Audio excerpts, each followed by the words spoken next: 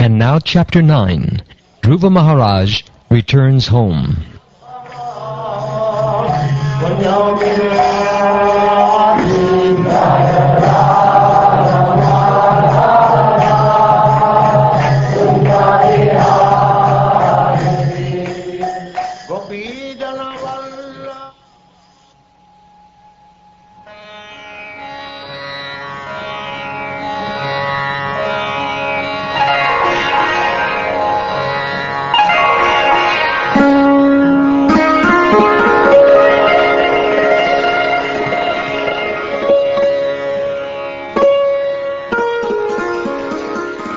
The great sage Maitreya told Vidura, "When the demigods were thus reassured by the personality of Godhead, they were freed from all fears, and after offering their obeisances, they returned to their heavenly planets.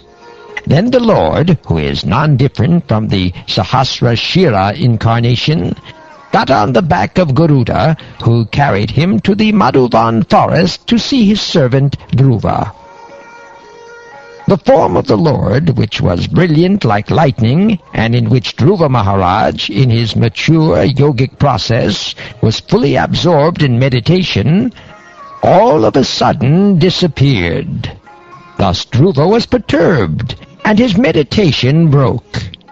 But as soon as he opened his eyes, he saw the Supreme Personality of Godhead personally present, just as he had been seeing the Lord in his heart. When Dhruva Maharaj saw his Lord just in front of him, he was greatly agitated and offered him obeisances and respect. He fell flat before him like a rod and became absorbed in love of Godhead.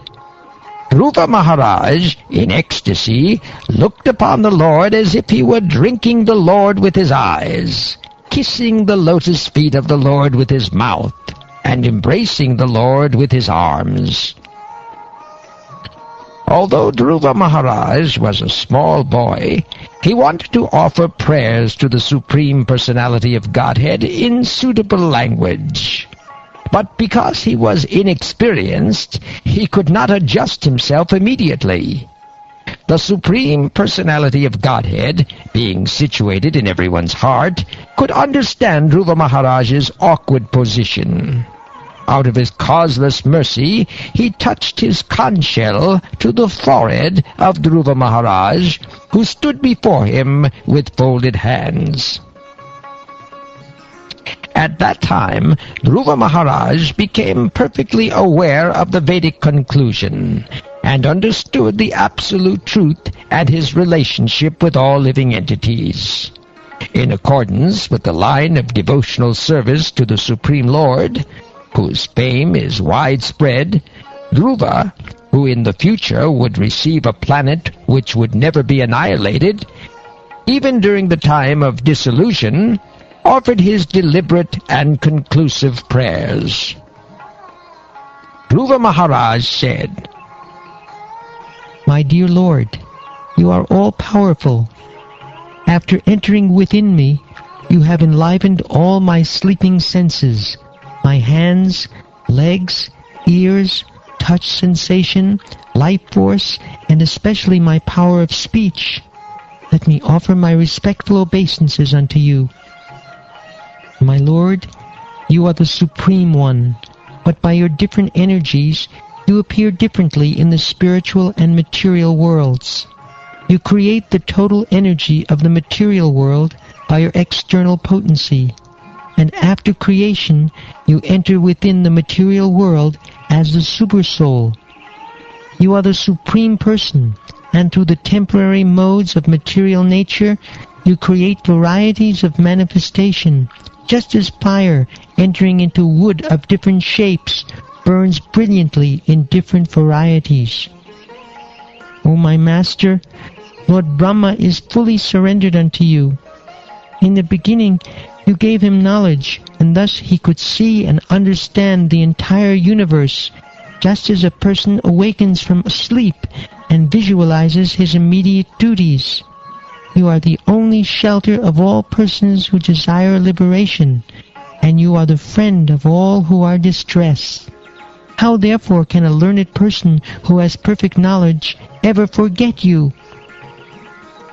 Persons who worship you simply for the sense gratification of this big bag of skin are certainly influenced by your illusory energy. In spite of having you, who are like a desire tree and are the cause of liberation from birth and death, foolish persons such as me desire benedictions from you for sense gratification, which is available even for those who live in hellish conditions. My Lord, the transcendental bliss derived from meditating upon your lotus feet or hearing about your glories from pure devotees is so unlimited that it is far beyond the stage of Brahmananda, wherein one thinks himself merged in the impersonal Brahman as one with the Supreme. Since Brahmananda is also defeated by the transcendental bliss derived from devotional service, then what to speak of the temporary blissfulness of elevating oneself to the heavenly planets, which is ended by the separating sword of time? Although one may be elevated to the heavenly planets, he falls down in due course of time. O unlimited Lord, kindly bless me so that I may associate with great devotees who engage in your transcendental loving service constantly, as the waves of a river constantly flow.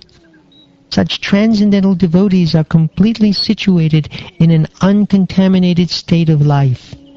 By the process of devotional service, I shall surely be able to cross the nascent ocean of material existence, which is filled with the waves of blazing, fire-like dangers. It will be very easy for me, for I am becoming mad to hear about your transcendental qualities and pastimes, which are eternally existent.